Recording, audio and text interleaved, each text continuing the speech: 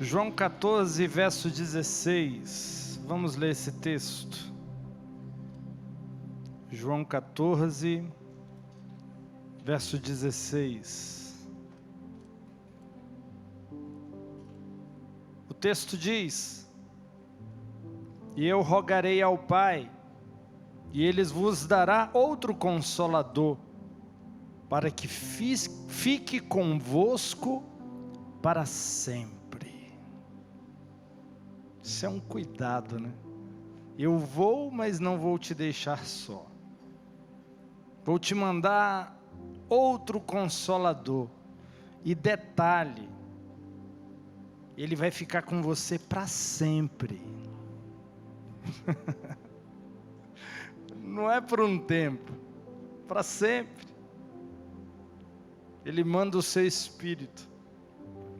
E deixa eu te dizer uma coisa, Jesus em Espírito é tão poderoso quanto em pessoa. Mesmo em Espírito Ele é capaz de fazer coisas poderosas.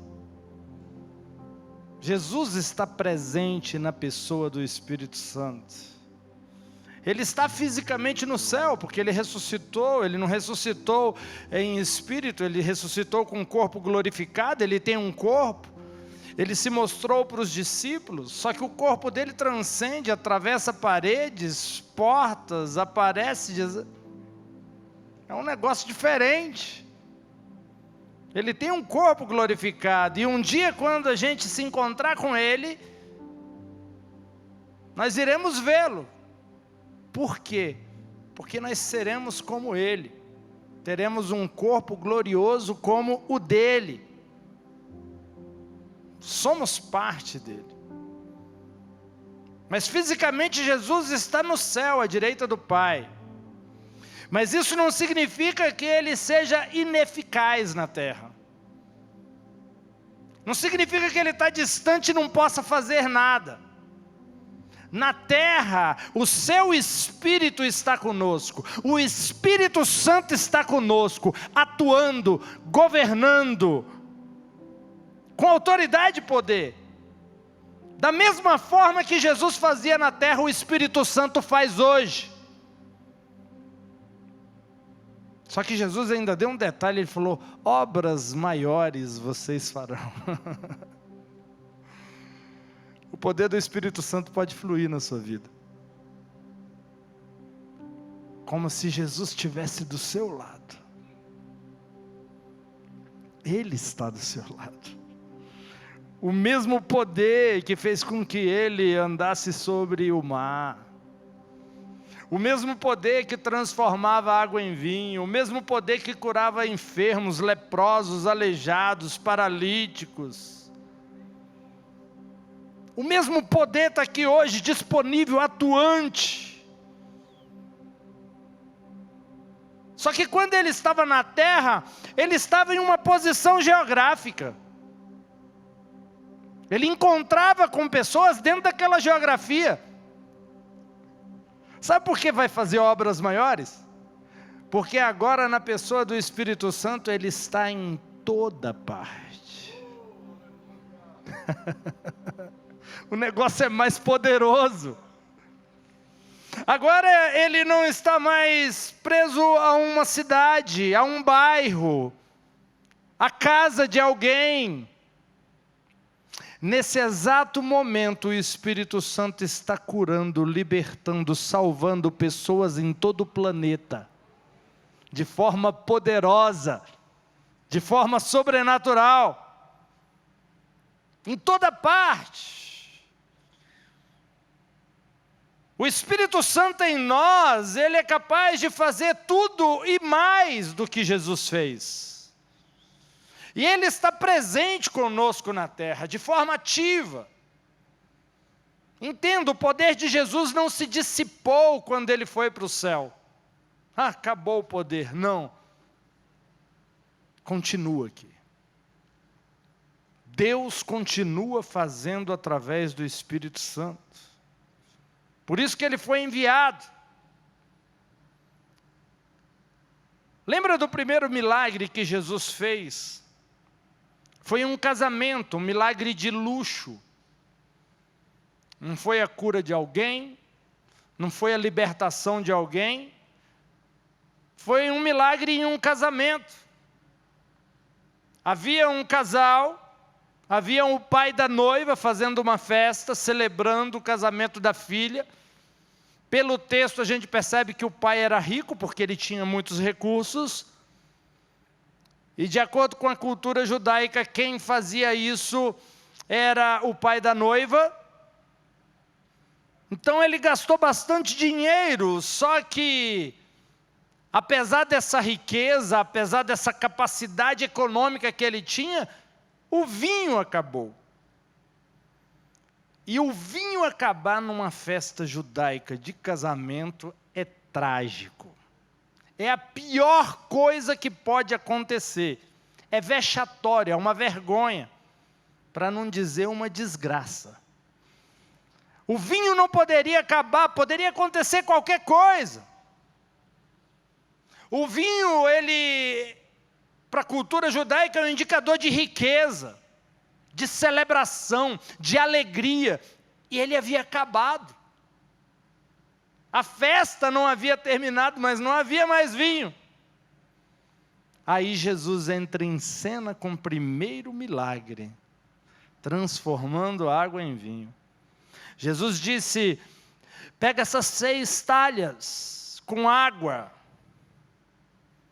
Vejam, essas 6 talhas de pedra, cheias d'água.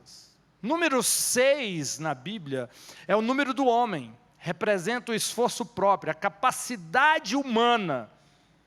Pedra representa a lei, porque a lei foi escrita em tábuas de pedra. Então os potes de pedra de água naquela época custavam muito caro, porque era muito delicado e muito complicado de ser feitos. Eles eram entalhados, esculpidos, eles eram trabalhados, passavam por um processo para que não rachassem e que fossem resistentes. Porque se uma talha dessa rachasse, ela não tinha recuperação. Que rachou, quebrou, já era. Joga no lixo, não serve mais para nada. Não tinha jeito de preencher as rachaduras de um pote de pedra. A pedra era indulgente, não deixava espaços para erros, assim como os potes de pedra era lei, inflexível, não há espaço para erro. Errou, acabou. A lei não aceita acomodar fraquezas. A lei não aceita acomodar erros por parte de ninguém. Não existe conserto, errou um pouquinho, é condenado de tudo, acabou. Essas 6 talhas, o texto diz que estavam cheias de água, não de vinho.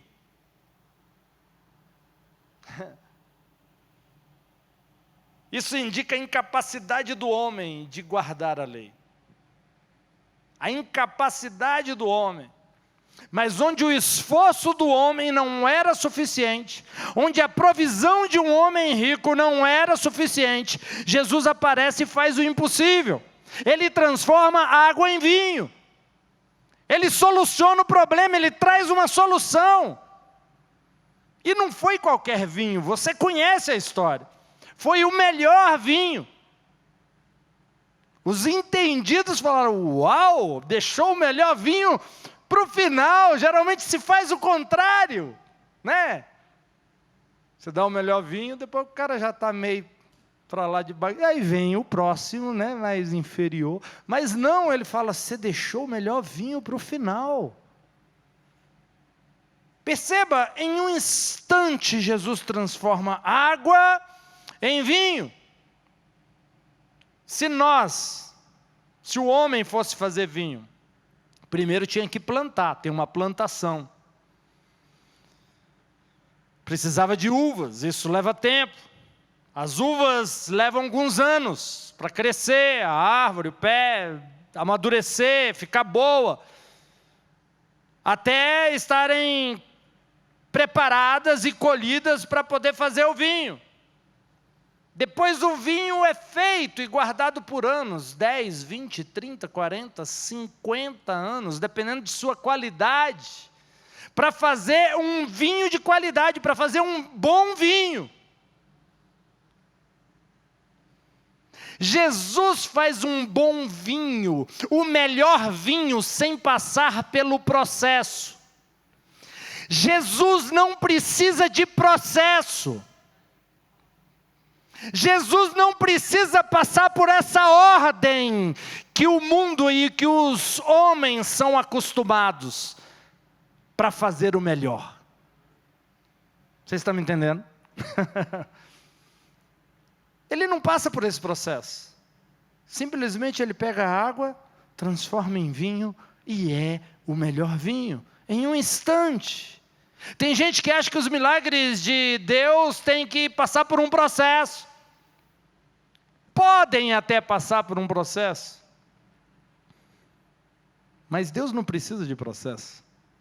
Deus não está preso no tempo, nem no espaço. Na verdade, Ele é o Senhor do tempo e o Senhor do espaço. Ele é o Senhor de todas as coisas. Jesus comprimiu o tempo. Vocês precisam de quanto tempo para fazer um bom vinho? Pois eu faço em um instante. Ele comprime o tempo e ele fala: eu sou o dono do tempo. Eu sou o Senhor do tempo. O tempo está nas minhas mãos. Sabe o que precisa levar um processo através de medicações para alguém ser curada? Jesus vai lá e... Vocês viram o testemunho do Júnior aqui? Um tratamento que precisa de meses pode acontecer em quanto tempo? 3 dias? 4 dias? 1 minuto? 1 segundo?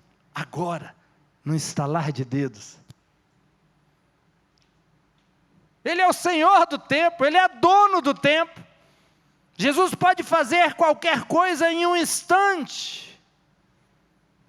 O segundo milagre que Jesus fez foi a cura de um nobre. Jesus não foi à casa para curar o filho dele. Ele apenas disse a palavra: siga o seu caminho porque o seu filho vive.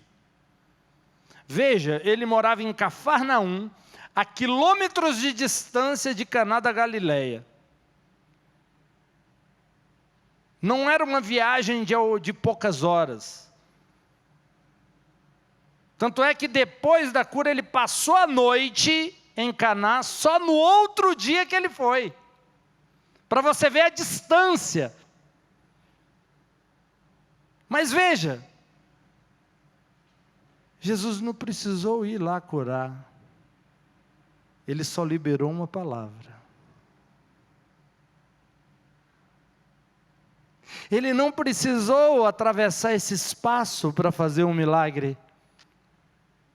Hoje nós temos o Espírito Santo, e Ele está curando pessoas em qualquer lugar, independente da distância, independente da cidade, independente do país, independente de onde a pessoa está, se está em casa ou se está num leito de hospital, o Espírito Santo está te tocando agora, está te dando vida, está te dando vitória sobre essa enfermidade.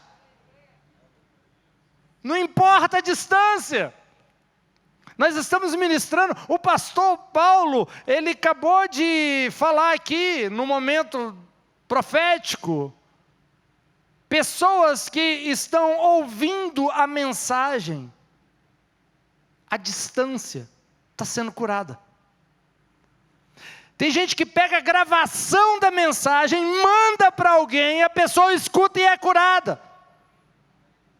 Às vezes, meses depois que a mensagem foi ministrada. Não existe tempo, não existe espaço. O Espírito Santo está fazendo.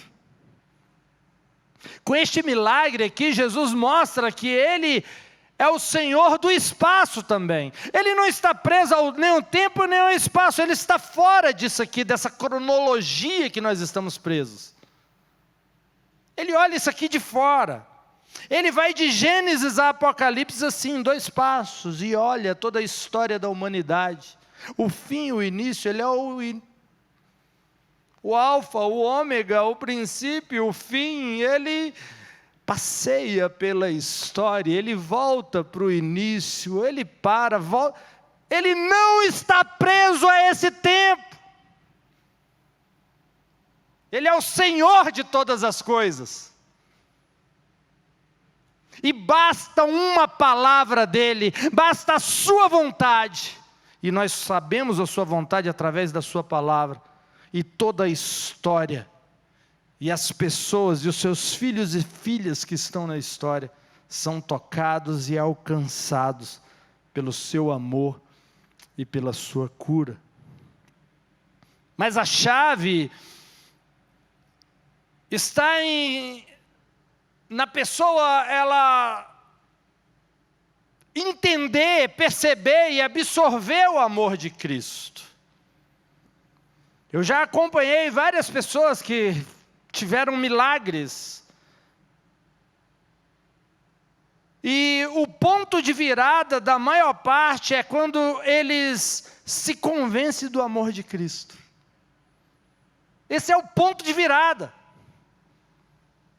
Pessoas viciadas, e quando elas descobrem que Jesus as ama, apesar do vício, elas vencem o vício. Quando elas descobrem que o amor de Cristo por elas é superior ao vício e não depende do vício, o vício perde a capacidade de continuar, porque ele estava ali só para condenar aquela pessoa. Para te dizer, você é incapaz e Deus não pode te amar enquanto você não largar esse vício. Aí Deus faz ao contrário. Mostra para a pessoa que a ama. E ela vence aquilo. Porque na verdade o diabo usava aquilo para desqualificar a pessoa. Para que ela não recebesse o milagre. Tudo começa quando você entende que é amado. Que é querido, que é importante para Deus, que é justificado.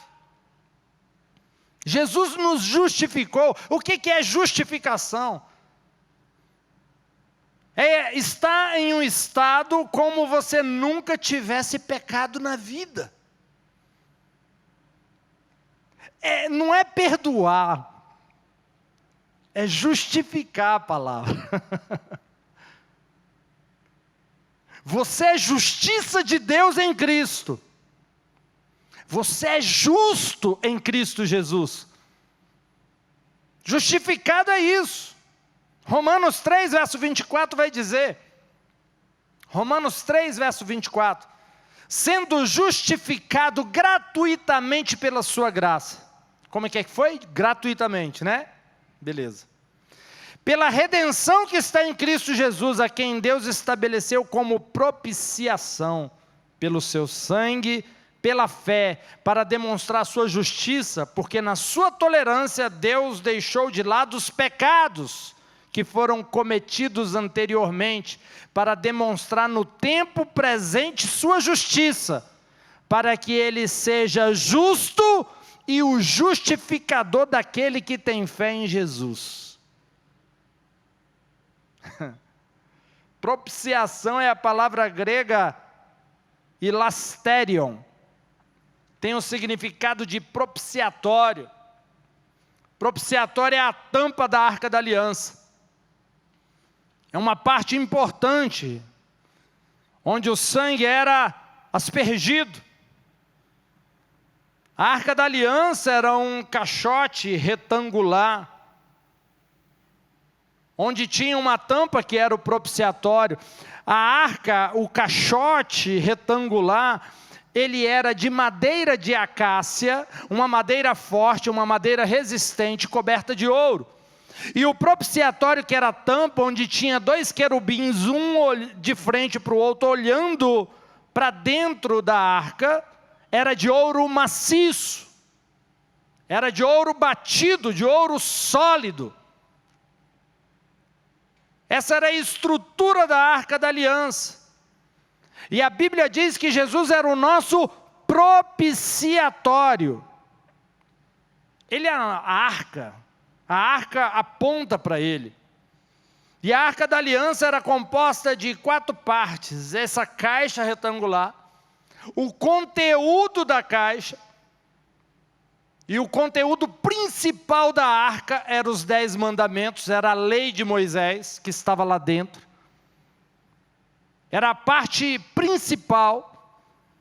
Tinha também o pote de maná, tinha a vara de Arão que floresceu, mas o mais importante conteúdo que estava ali eram os 10 mandamentos. O propiciatório e os querubins, que estavam sobre a arca da aliança.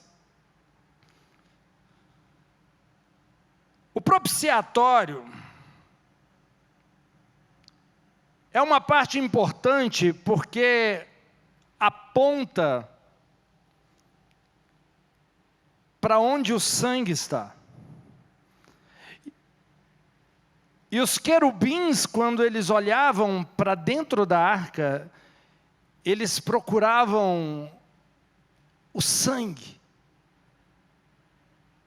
Eles tinham que ver o sangue, porque o sangue significava que a punição pelo pecado havia acontecido. Então eles estavam procurando o sangue. O propiciatório é a figura perfeita de Jesus na cruz do Calvário. Hebreus descreve assim, Hebreus 1:3, sendo o resplendor da sua glória, ouro por fora, e expressa imagem da sua pessoa, ouro por dentro, e sustentando todas as coisas pela palavra do seu poder, coroa de ouro. Quando Ele mesmo purificou os nossos pecados, propiciatório, sentou-se à direita da majestade nas alturas. Jesus é o nosso propiciatório. Nós precisamos de um Salvador. Éramos incapazes de pagar o preço, a exigência. O salário do pecado é a morte. Alguém deveria morrer.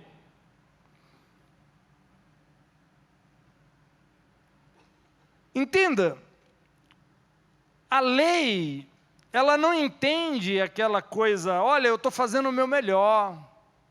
A lei não entende, fala, olha, eu estou fazendo o possível, você está vendo o meu esforço? Eu estou me dedicando, a lei não entende isso. Tudo que importa é o que você fez. Errou? Está condenado.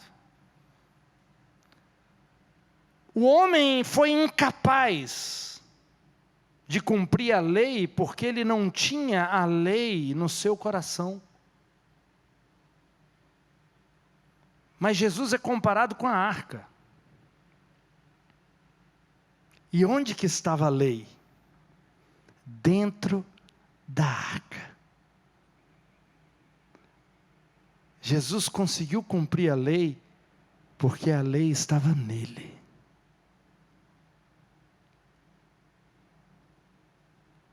Só que sabe o que a palavra de Deus diz no Novo Testamento?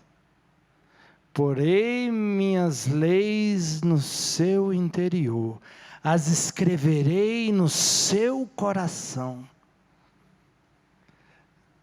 Em outras palavras, quando você aceitou Jesus como Senhor e Salvador da sua vida, a lei de Deus foi colocada dentro de você. E a partir daí, você sabe a direção que você precisa tomar, o que você deve e o que você não deve fazer.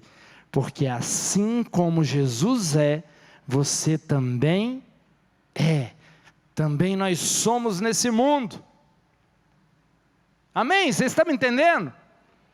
Os querubins que estão sobre o propiciatório, cujos olhos estavam fixos no propiciatório, eram arcanjos, guardiões da santidade de Deus. Eles estavam ali para proteger a santidade de Deus, como eles também estavam ali no jardim do Éden para proteger a árvore da vida, para que o homem caído, o homem em pecado, não comesse da árvore eterna, do fruto eterno, e se tornasse eterno em pecado. Então esses querubins, eles foram colocados tanto na arca, quanto também ali no jardim do Éden. A primeira vez que vemos os querubins na Bíblia é no livro de Gênesis. Gênesis 3, verso 24. Ele, pois, expulsou o homem e ele colocou querubins ao leste do jardim do Éden, e uma espada flamejante que se virava para todos os lados para guardar o caminho da árvore da vida. Era para proteger o homem em pecado, não comer da árvore da vida e permanecer eterno naquele estado. Por causa do pecados, o homem foi expulso e os querubins se posicionaram. O homem foi expulso para um mundo que estava lentamente caindo, lentamente se deteriorando. E os querubins estavam ali. A primeira menção de espada no Antigo Testamento está em Gênesis 3, 24 também, nesse mesmo texto que nós lemos. Ele colocou querubins ao leste do jardim do Éden, e uma espada flamejante que girava em todos os lados, guardando o caminho para a árvore da vida. A última menção de espada no Antigo Testamento está em Zacarias 13, verso 7. Desperta, ó espada, contra meu pastor. A mesma espada citada em Gênesis é citada agora em Zacarias, só que dizendo que o pastor seria ferido. A espada do julgamento foi embainhada no peito de Jesus. A morte de Jesus é tudo que você e eu precisa para ser perdoado. Um perdão completo, definitivo, por causa da morte dele. Ponto final. O sangue foi aspergido no propiciatório. O sangue de Jesus foi derramado 7 vezes. Da mesma forma que o sumo sacerdote aspergia o sangue ali no Santo dos Santos, quando ele entrava e a Arca da Aliança estava. 7 vezes Jesus derrama, sangra antes de morrer. 7 vezes o sumo sacerdote aspergia o sangue sobre o propiciatório. Por que 7 vezes? 7 é o número da perfeição, representa a nossa posição perfeita diante de Deus. A posição do homem, perfeita. 7, para poder irmos a Deus sem olhar para nós mesmos. Sem depender do nosso desempenho. O que eu estou te dizendo é o seguinte: você só precisa olhar para o sangue de Jesus que te justifica. Você não tem que olhar para você, porque se você olhar para você, você vai ver defeito. E você não vai se achegar a Deus, e você não vai se aproximar de Deus, e você vai se sentir não merecedor. E a partir daí, você não é abençoado, você não é curado, você não é próspero, um monte de coisa, o relacionamento seu com Deus não vai fluir legal. Só devemos manter uma consciência do sangue, sabendo que alguém morreu por mim, pagou pelos meus pecados, quitou a dívida, me qualificou, me deu acesso, me fez herdeiro, escreveu meu nome no livro da vida. E isso não tem nada a ver comigo, só tem a ver com Ele. O pagamento mais completo que a maldição da queda do homem poderia exigir do homem, estava além da doença, da pobreza e da depressão. Era a morte. O salário do pecado era a morte. Alguém tinha que morrer. Por que os querubins ficavam querendo ver o sangue? O sangue era a prova que alguém havia morrido. O sangue era o símbolo da morte. E Jesus se fez propiciatório. Ele Deus fez o nosso propiciatório. E Ele foi o próprio sacrifício. Ele pagou o preço mais alto. Fez o pagamento integral dos nossos pecados.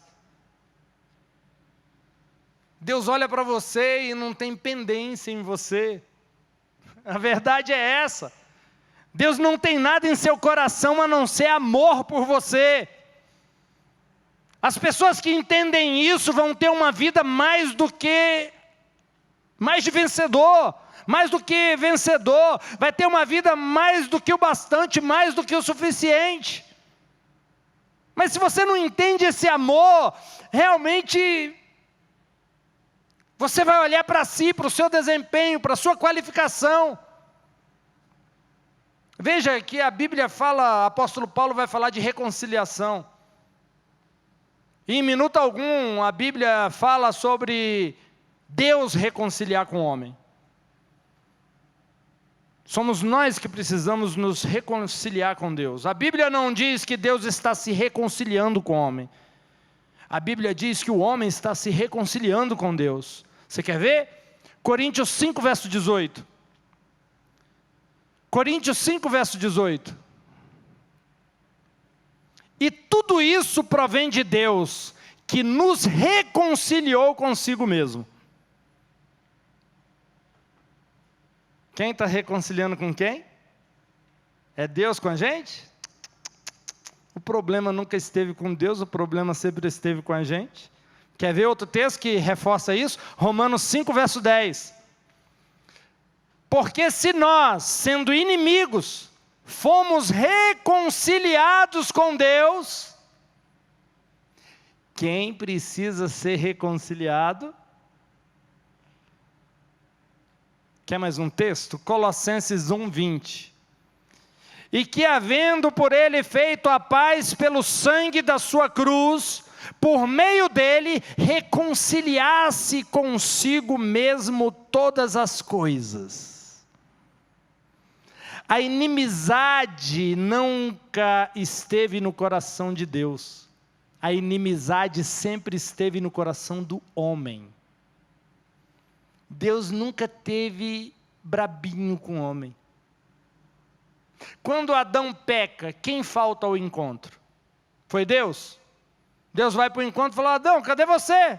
A gente não conversa todo final de tarde, Adão, onde você foi parar? A inimizade não estava no coração de Deus, estava no coração do homem.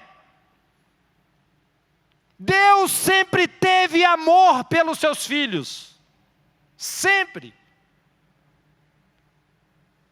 Mas, de alguma forma, o diabo fez a gente, por um tempo, pensar diferente disso. Colocando pensamentos complicados em nossa mente em relação a Deus. Achando que Deus está com raiva, que Deus está chateado, que Deus não está ao meu favor, que Deus não quer me abençoar, que Deus não se importa, que Deus está escondendo as coisas boas de mim. O diabo o tempo todo está enfiando lixo na cabeça das pessoas. Esse arrependimento para com Deus que o apóstolo Paulo fala, tem a ver com voltar nossos corações para Deus, porque o coração de Deus já está voltado para nós. Deus já nos amou antes de Jesus vir. Na verdade, Jesus veio porque Ele te amou.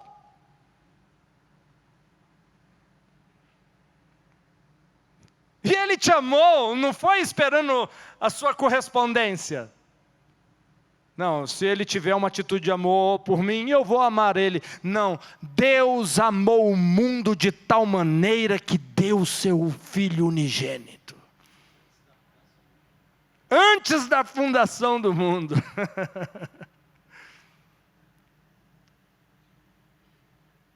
Se eu viver uma vida consciente desse amor, eu vou poder me achegar na presença dEle de uma forma desarmada, para receber aquilo que Ele tem para a minha vida.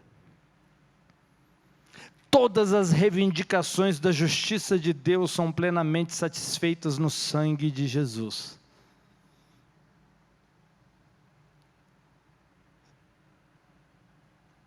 O que você não pode fazer é remover o propiciatório da sua vida. Não remova Jesus da sua vida.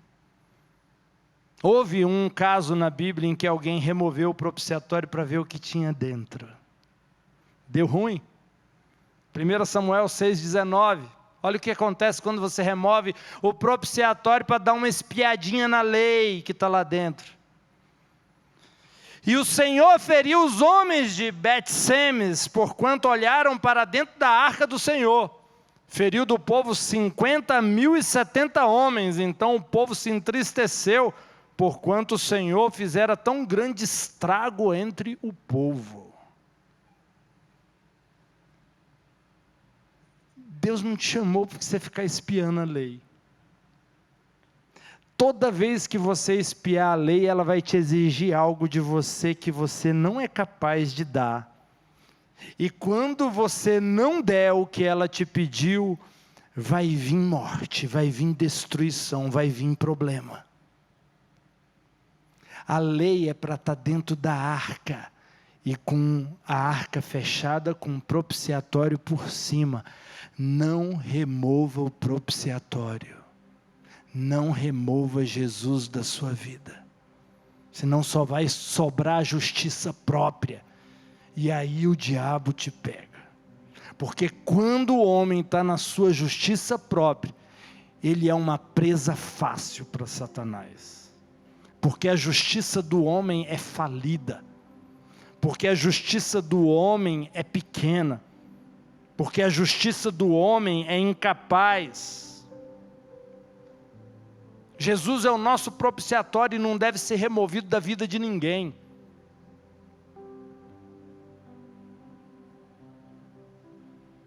O segredo está no amor. Eu tenho falado tanto nisso. Olha o que diz 1 João 4, verso 16. E nós conhecemos e cremos no amor que Deus tem por nós. Deus é amor. E quem permanece no amor, permanece em Deus.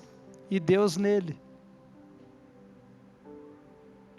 Mas só que o texto diz, conhecemos e cremos no amor. Tem muita gente que conhece o amor de Deus, mas não crê no amor de Deus. A maior demonstração do amor de Deus é a cruz do Calvário. Mas não basta só crer, não basta só saber, eu preciso crer, eu devo acreditar.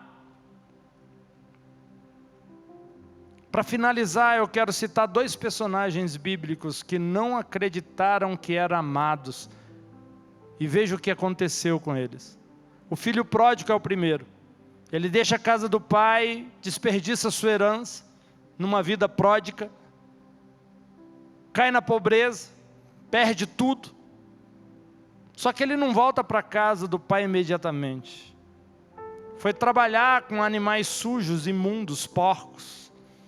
Pensou até em comer e se alimentar da comida desses animais. Ele poderia ir para a casa do pai imediatamente, ter caído nos braços de um pai amoroso, mas ele continua na pobreza, simplesmente porque não acreditava que seu pai o amava. Ele duvidou do amor do pai, por isso não usufruiu do que o pai tinha.